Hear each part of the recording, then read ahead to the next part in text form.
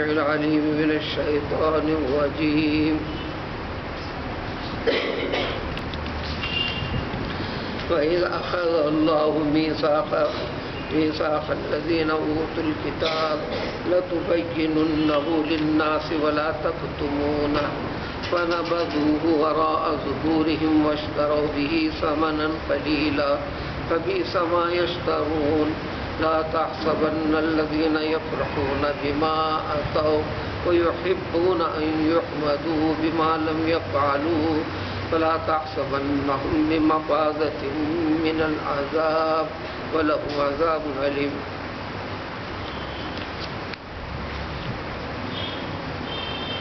اللہ تعالیٰ نے اس کلام پاک کے ذریعے سے آخر زمان پیغمبر صلی اللہ علیہ وسلم کی امت کو اور آپ کے زمانے کے اور قیامت تک آنے والے انسانوں کے لیے جو طریقے تعلیم اختیار فرمائے ہیں، احکام دیے ہیں، اس کے دو طریقے ہیں۔ ایک طریقہ صاف اے ایمان والو، اے لوگو، یہ کہہ کر احکام جاری کیا، طریقہ بتا۔ دوسرا طریقہ، اور یہ طریقہ اس طریقے کو بتانے والی بہت سی آیتیں، من جملہ اس کے یہ آج کی دو آیتیں بھی اسی میں، اس میں ذکر پچھلی قوموں کی خرابیوں کا کرتے ہیں جنہوں نے دیے گئے احکام کی خلاف ورزی کی، اس کے انجام میں اللہ تعالیٰ کی رحمت سے دور کر دیے گئے، مردود ملعون قرار دے کر ان کو دیا گیا شرف اور مرتبے کو اللہ تعالیٰ نے کھینچ لیا، اور آخری نتیجے کی شکل میں ان پر اللہ تعالیٰ نے عذاب بھی نازل فرمایا۔ دنیا میں، آخرت میں بھی یہ عذاب کے مستحق ہیں۔ اس کا ذکر کر کر اس کے بعد یہ نہیں کہتے کہ لہذا تم بھی ایسا کرو،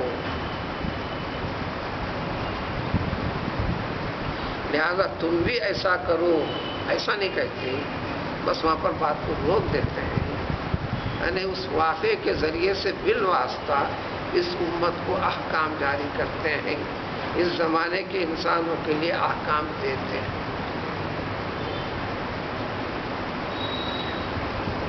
یہ عقیدے کے اندر بھی چیز داخل ہے، اس قسم کی چیزیں احکام ہیں۔ ایسے بیسوں مثالیں ہیں، بیسوں آیاتیں ہیں۔ سورہ بقرہ میں گزرا، یا ایھا الذین آمنوا کتب علیکم القصاص الحر بالحر والعبد بالعبد والانثى بالانثى۔ اس امت کے مسلمانوں سے حکم راست خطاب کرتے ہوئے دیا، دیکھو ہر انسان دوسرے انسان کے لیے معزز ہے، محترم ہے، کوئی کسی کو ناحق قتل نہیں کرے گا، اگر کوئی قتل کر دیا تو قاتل کے بدلے میں، اس کے بدل میں فلاں کو قتل کر دو، ایسا نہیں کہا جائے گا، بلکہ غلام کسی کا قاتل ہے تو اس کے بدلے میں غلام کو، شریف انتہائی بڑے درجے مرتبے والا شخص ہوتا کیوں نہیں، اگر قتل کا ثبوت اس کے اوپر ثابت ہو جائے تو سزا اسی کو دیں گے، عورت قاتل ہے تو اس کی سزا عورت کو دیں گے، اس کے متعلق کو نہیں دیں گے۔ بس اتنے احکام راست خطاب کے ساتھ۔ سورہ انعام کے اندر اللہ تعالیٰ نے تورات کے اندر جو احکام ان کو دیے تھے اس کی تفصیل کو ذکر کیا، اور انہوں نے اس میں خرابی پیدا کی۔ ہاں ذکر پایا السن بالسن، ایک چیز کا، کوئی دانت توڑتا ہے تو اس کے بدلے میں دانت توڑا جائے گا، کوئی زخم پہنچاتا ہے تو اس کے بدلے میں اس کو بھی زخم پہنچایا جائے گا. ایک ایک چیز کا ذکر، تورات کے واقعے کو ذکر کر کر اللہ تعالیٰ کی کتاب جو تورات نے عطا فرمائی تھی، جو شریعت تھی، اس کے خلاف کیا، اس کو ذکر کر کر اس ذریعے سے پھر یہ احکام جو ایمان والوں کو بتائے تھے خالی بدلہ لینے کے، یہ بدلے کی تفصیل میں وہ تفصیل اس کے ذریعے سے کتاب اللہ تورات کے ذریعے سے، سابقہ شریعت کے ذریعے سے کہ یہی احکام اس امت کے لیے بھی ہیں، یہی ہیں، ایسا ذکر نہیں کرتے. اسی طرح کئی خرابیوں کا بھی، برائیوں کا ذکر کر کر لہذا یہ خرابی تمہارے اوپر بھی حرام ہے، یہ وضاحت نہیں فرماتے. لیکن اس سے یہ اللہ تعالیٰ کے پاس انتہائی ناپسندیدہ چیز ہے.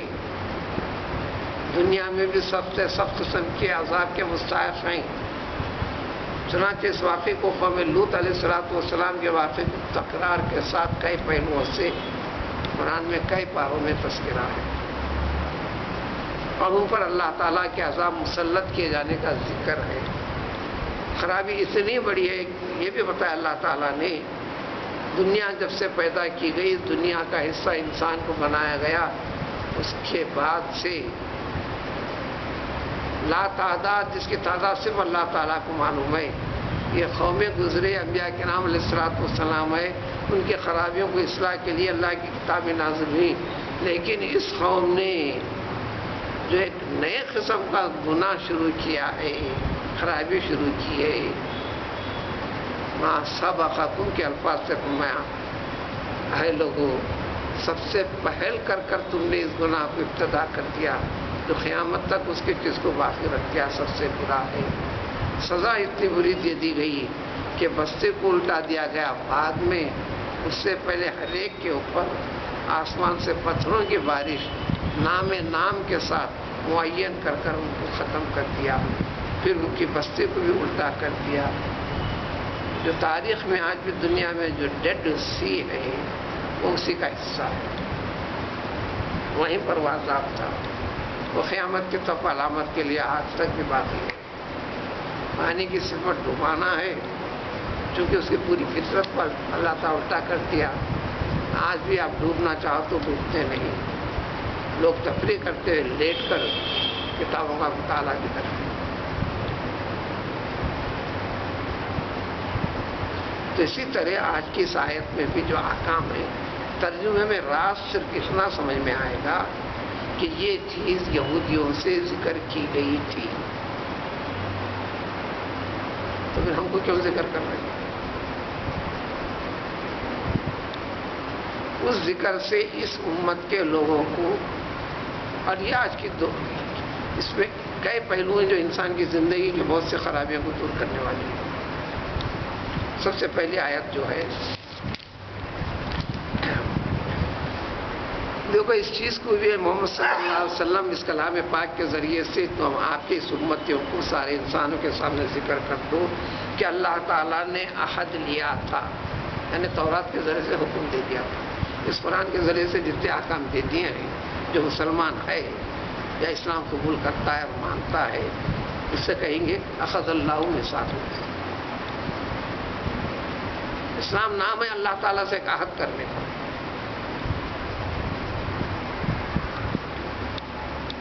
آپ کے سوا کسی کو نہیں مانوں گا، آپ کا خوف رکھوں گا، آپ کی اتباع کروں گا، آپ کی فرما برداری کروں گا. میری مرضی، میرے رائے یا دوسروں کی کسی چیز کو میں ترجیح نہیں دوں گا. بھلے اس معاملے کے اندر میری جان جائے، میرا مال جائے، مجھے تکلیف اٹھانا پڑے، مجھے نقل مقام دنیا میں اس مقام سے اس مقام تک کرنا پڑے. ان اللہ اشتری من المؤمنین انفسهم واموالهم بان لهم الجنہ. وہی مفہوم ہے جہاں جہاں یہ ہے. تو اللہ تعالیٰ نے جن کو کتاب دی ہے، ان سے دی تھی، ان سے اللہ تعالیٰ نے عہد لیا. قرآن میں جگہ جگہ الذین اوتوا الکتاب کا ترجمہ ہر جگہ ملے گا یہودی نصرہ، لیکن یہاں ویسا نہیں ہے. تو یہودی مراد ہے. یہودیوں میں وہ لوگ جو اہل علم ہیں. مسلمانوں میں سب سے بڑا آج بھی دنیا میں بھی طبقہ ہے قابل لحاظ اچھی خاصی بڑی تعداد لکھے پڑے حضرات کے ہیں دین اسلام سے کچھ وقفیت، ایک دوسرے کے مقابلے میں اس کو کچھ زیادہ، اس کو کچھ کم، اس کو کچھ زیادہ، اس کو کچھ کم، اس کی تحدید کر کر بتانا مشکل ہے۔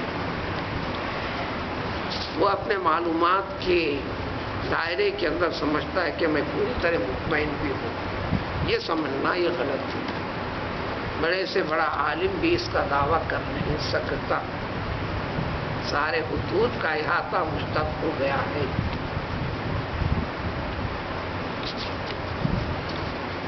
اس لیے اس کو اللہ تعالیٰ کے کلام پاک کو بار بار پڑھنے کا حکم ہے۔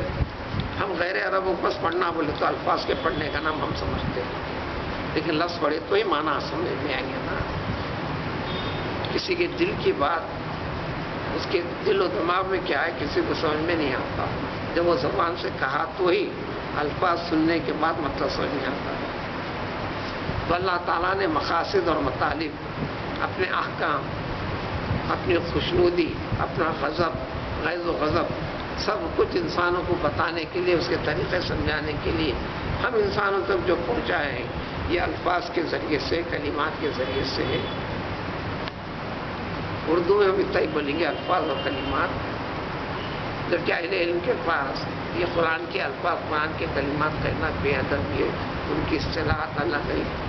جب وہ سمجھنے والے ہیں تو ان کے سامنے ہم گفتگو کریں گے ایسے، لیکن ہم عام آدمی کے سامنے یہی کہیں گے یہ قرآنی کلمات، یہ قرآنی الفاظ۔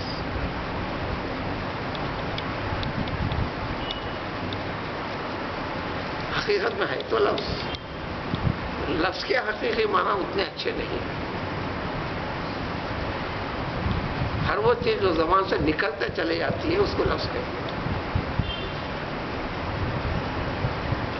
قرآن کے الفاظ یوں نکلے ہوئے نہیں ہیں، وہ بحث کی ضرورت نہیں۔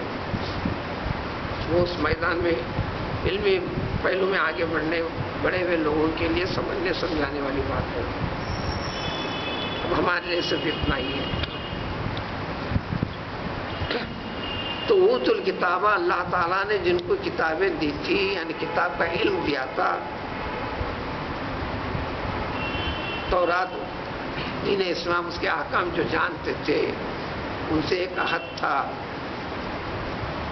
یہ ذکر کر کر یہ ذکر نہیں کرتے اے مسلمانوں، یہ اللہ تعالیٰ نے اس کلام پاک کا بھی تم کو علم دے دیا، اس کتاب اللہ کی معنی کو جاننے والے، سمجھنے والے، حقیقت رکھنے والے، تمہارے اوپر ایک ذمہ داری ہے، بتانا یہ ہے۔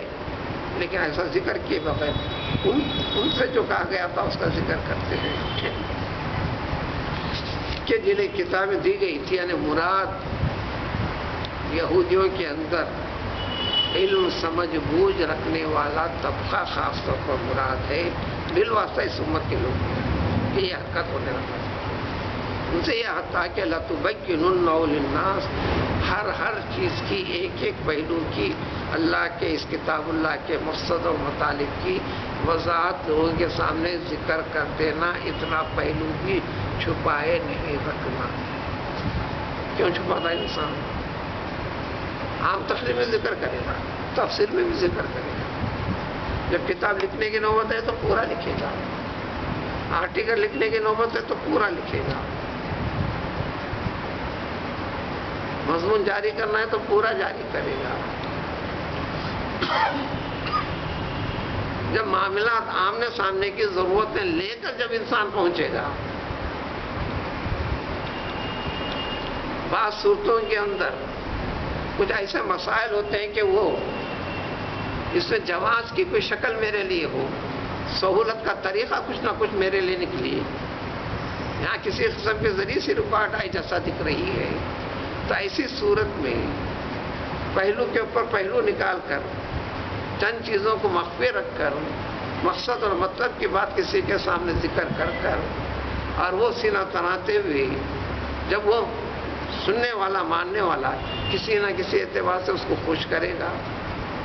تفاسیر اور روایتوں میں جو تفصیل ہے، خود اس آیت میں ذکر ہے سامانن خلیلا، چلو جھوٹی تعریف سے ہی انسان کو بڑی اچھی لگتی ہے سامنے تعریف سننا،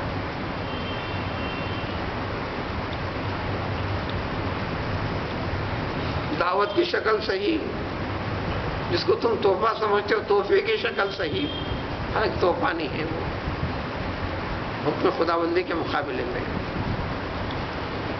عربی میں الفاظ میں سمن اور رشا کے الفاظ ہیں، یعنی رشوت کی جمع رشا، یعنی کچھ نہ کچھ عدل بدل کر لے کر نہ چل سکتا کر لو،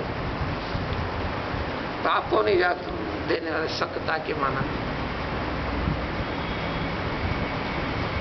جب بات عمومی طور پر بتانے کی آئی تو سب بتاتا ہے انسان، جب خصوصی طور پر مسئلے کی وضاحت کے لیے آئی تو وہاں پر پہلو نکالتا ہے، یہ نکالنا تھا۔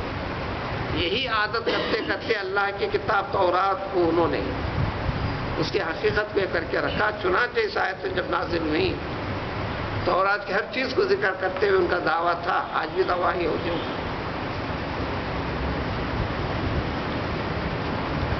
ان کے دعوے کو قرآن کہہ جگہ ذکر بھی کیا ہے، سابقہ ہو ملاقات کر کے دیکھو، یہی سنو گے۔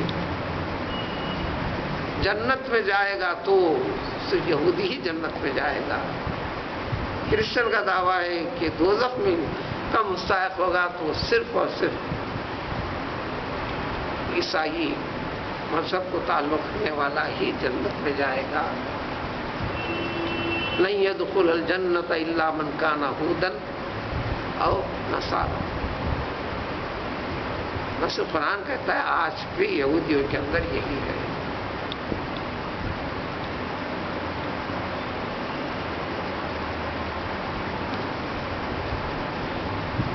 زندگی ایسے بڑا حصہ گزرا ہے، مولانا صاحب کئی مرتبہ امریکہ جاتے آتے رہے، وہاں ایک عیسائی خاندان، ایک لڑکی مسلمان ہو گئی، اس بچے کی نانی بار بار روتی گڑاتی، مجھے بڑا افسوس ہے، دیکھ ہم لوگ جنت میں رہیں گے تو اسلام لا کر دوزخ میں جا رہی ہے، جنت میں جانے کے لیے ہمارے ساتھ رہنے کے لیے تو مذہب مت بدل، صحیح مذہب یہی ہے عیسائی، ہم ہی جنت میں جانے والے ہیں۔ یہ کوئی زیادہ برسوں والی بات ہے، قرآن تو ذکر کیا ہے، وہ تجربے میں بھی وہی ہے لوگ۔ تو نبی کریم صلی اللہ علیہ وسلم کی صفت کا ذکر کہ آخر الزماں پیغمبر کے آنے کی وضاحت انہوں نے چھپایا۔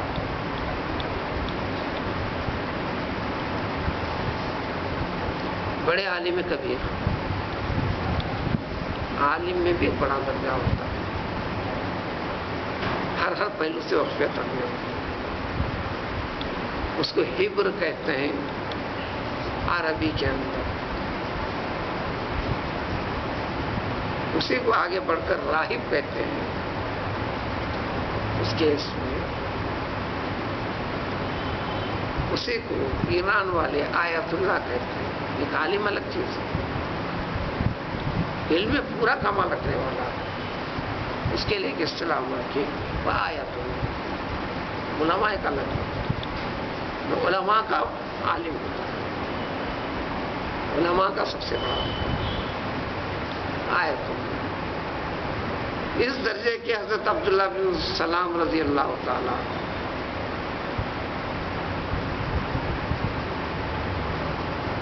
اور ان کے متخذین یعنی فالوورز اچھی خاصی بڑی تعداد، یہ اسلام قبول کرتی ہے۔ کسی مسئلے میں یہودی آئے، پردے کے پیچھے حضرت عبداللہ بن سلام کو بٹھائے، جب یہ باتیں پوچھی گئی، تورات منگوائی گئی، یہودی علماء نے تورات پڑھ کر سنائی، دیکھو ہماری تورات میں نہیں ہے۔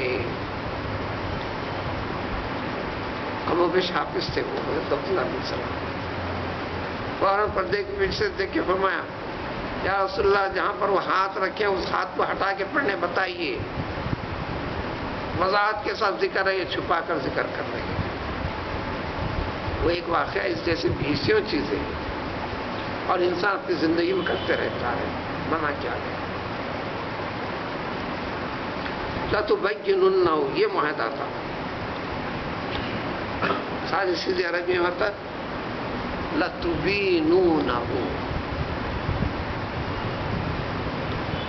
تُبَيِّنُونَهُ کا لفظ آتا ہے کہ تم بیان کرو، اس میں تاکید کے لیے لامڑ لَتُبَيِّنُنَّهُ ضرور تم کھلا وضاحت کر کے بتا دو گے لوگوں سے. وَلَا تَكْتُمُونَ پھر تاکید میں فرمائے کوئی چیز چھپاؤ گے نہیں. لیکن اس ایسے احکام کو جب اپنے اوپر آتی ہے تو عمل نہیں کرنے کو محاورے کے طور پر استعمال فرمائے. فَنَبَذُوهُ وَرَاءَ ظُهُورِهِمْ تو انہوں نے سارے ان احکامات کو اپنے پیٹھ کے پیچھے ڈال کر چھوڑ دیا. یعنی عمل میں نہیں لانا. ہاں دیکھیں گے اس کو محاورے میں کہتے ہیں پروانہ کرنا. بلکہ ضرورتوں پر کیا کیا وَاشْتَرَوْا بِهِ ثَمَنًا قَلِيلًا اس کے ذریعے سے معمولی سی قیمت حاصل کی. زنا کی 2 سزائیں ہیں اسلام کے اندر. غیر شادی شدہ سے اگر وہ شادی شدہ سے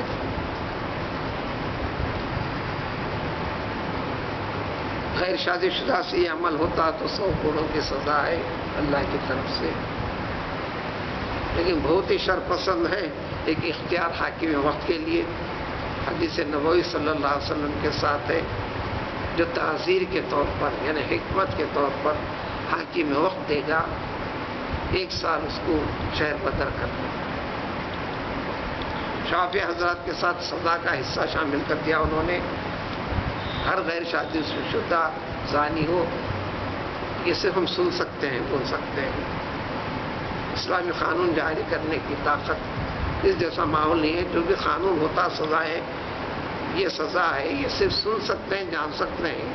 جاری کرنا حاکم کا معاملہ رہتا ہے. 10-4 آدمی مل کر اتنی سزا یہ ہم جاری کر دیں گے ہرگز نہیں کر سکتے. اگر کر دیں گے تو پھر آپ کے اوپر سزا جاری کی جائے گی. ہم نے تو اللہ کے حکم کی اتباع میں ایسا کر دیا ٹھیک ہے یہ بھی اللہ کا حکم ہے اب تمہارے کو کر دیا. تم اس کو مار دو گے تم ایک کو مارے تھے اب تم تمام کے تمام کو پڑے گی. ہر چیز کا حکم نافذ کرنے والا اس کے لیے قانون ہے. یہ دین اسلام کا قانون ہے.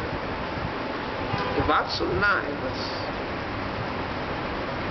اور سمجھنا ہے. ایسا کرنے پر یہ سزا دنیا میں ہے. دنیا میں بچ گئے تو آخرت میں اللہ کے پاس سے بچ نہیں سکتے. دنیا میں اگر قانون جاری کرنے والا ہے تو جاری کر کے بتائے گا. اگر نہیں ہے تو آخرت میں تو یقیناً اس کا سامنا کرنا پڑے گا. یہ عمرہ سے اکثر پیسے والوں کے اندر زنا سب سے زیادہ مال کی فراوانی ہر حرام چیز کی طرف لے جانے والی چیز. اس لیے اللہ تعالیٰ نے حکمت بتائی سورۃ الشورى میں پارے 25 میں وَلَوْ بَسَطَ اللَّهُ الرِّزْقَ لِعِبَادِهِ لَبَغَوْا فِي الْأَرْضِ. سارے انسانوں کو اللہ تعالیٰ مالی اعتبار سے خوب زیادات دیتے. اللہ کو دینا مشکل نہیں. اس میں بندوں کی خرابی ہے. غریبی میں حکمت ہے. مال کی قلت میں حکمت ہے. پوری زمین کے اندر فساد بگاڑ بغاوت نقض امن وغیرہ کے پہلو پیدا ہوں گے. اور آج دنیا میں جو ہے سب اس کی بنیاد صرف پیسہ ہی ہے.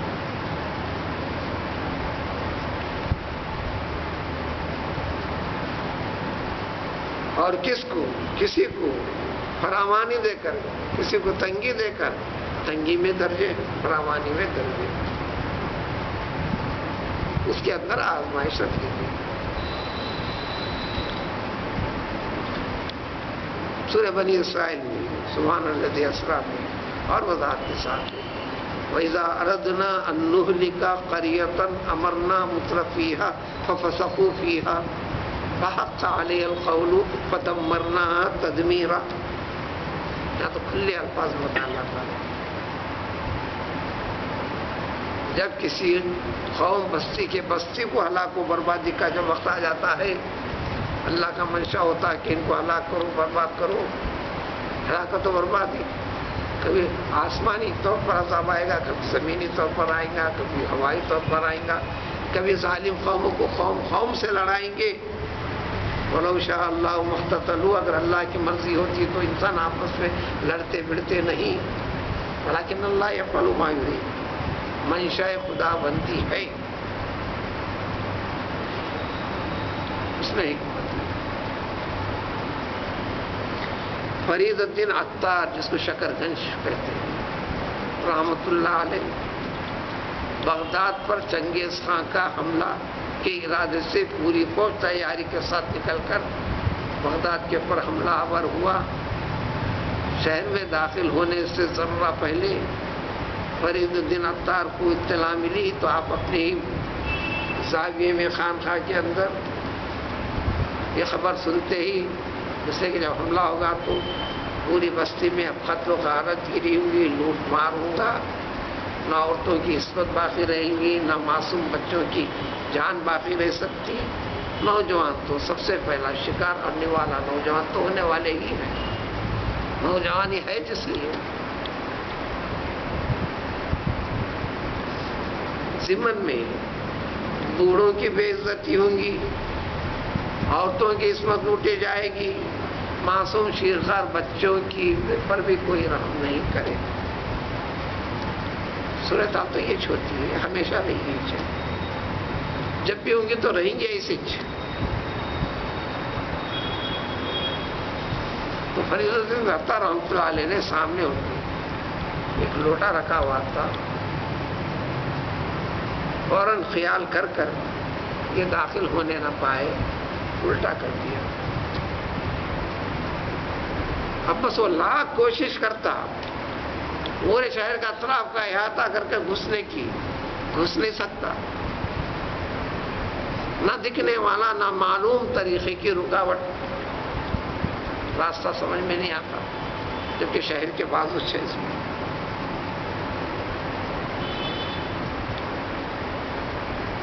بات چلتے رہی۔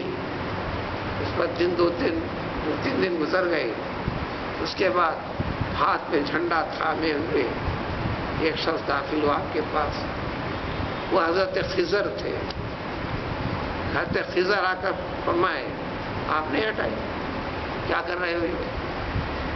چلو اس کو سیدھا کرو۔ کیوں الٹا کیا تم نے؟ یہ ایسا ہوا، نہیں سیدھا کرو، سیدھا کر دو۔ فوراً سیدھا کی، پورے راستے روشن۔ چنگیز خان کا خبر گھسا، لوٹ مار کیا، خد و غارت پوری بچی، خون خرابے ہوئے۔ یہی خضر تھے بمقابلے پیغمبر موسیٰ علیہ السلام کے۔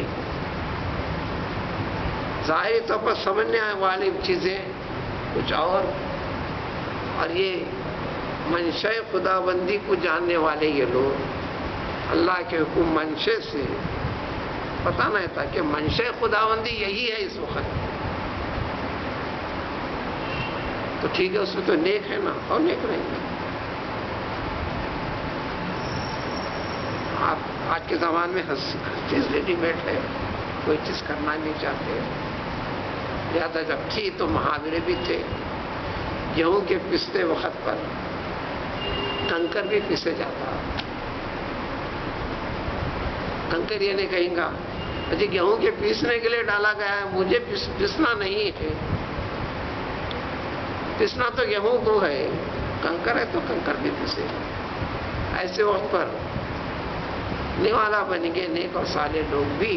تو اس کا مطلب ہے کہ سب سے بڑی تعداد نافرمانوں کی اللہ تعالیٰ کا غضب سب کے اوپر نازل کرنا چاہتا ہے۔ اب زمن میں جو آنے والے ہیں اس کو سمجھ کر صبر کرنا، جان دینا جو بھی ہے، اللہ تعالیٰ ان کے اس کو ضائع نہیں کریں گے، ان کے لیے باعث درجات ہو جائے گا۔ الغرض ایسا ہوتا کرتا، ایسا کرتے، یہ کرتے نہیں، ان ساری چیزوں کے پیچھے قرآن کہے پہلوں سے ذکر کیا، بما کسبت ایدیکم، تمہارے کرنے کی۔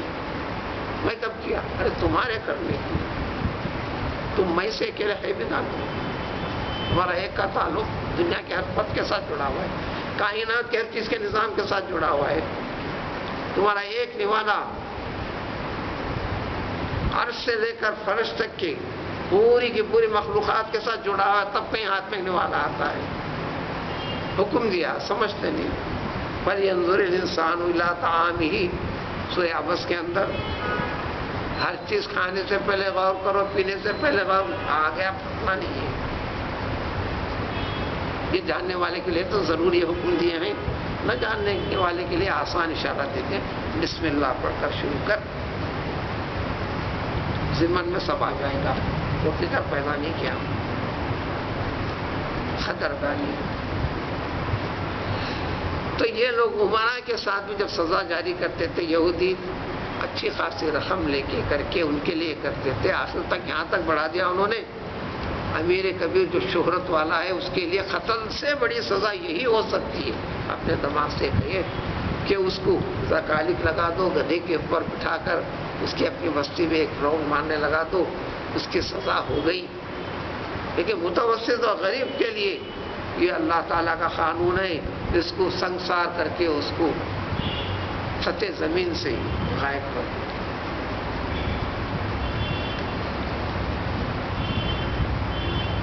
اپنے ارادے کو، اپنی عقل کو استعمال کرنے لگے، کتاب اللہ کو کتاب اللہ کی حیثیت نہیں دے کے رکھے۔ ضمن میں کیا تھی؟ دنیا تھی، کسی سے تعریف لینا یہ بھی دنیا ہے، کسی سے مان لینا یہ بھی دنیا ہے، غرض کے ساتھ بے غرض چیز دنیا چلی گئی اسی سے۔ فبئس ما یشترون، تو اللہ تعالیٰ فرماتے ہیں کہ یہ خرید و فروخت بہت بہت بری ہے۔ عربی میں دو لفظ ہیں، بیسا اور ایک نعمہ، قرآن میں دونوں استعمال ہیں۔ یہ بیسا کا لفظ نیما سے بہت زیادہ استعمال ہے۔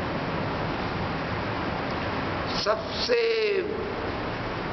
بہت بہت بہت بہت برا، اتنے بڑے مفہوم کو بولنا ہے تو بیسا کے لیے ایک لفظ مختص ہے،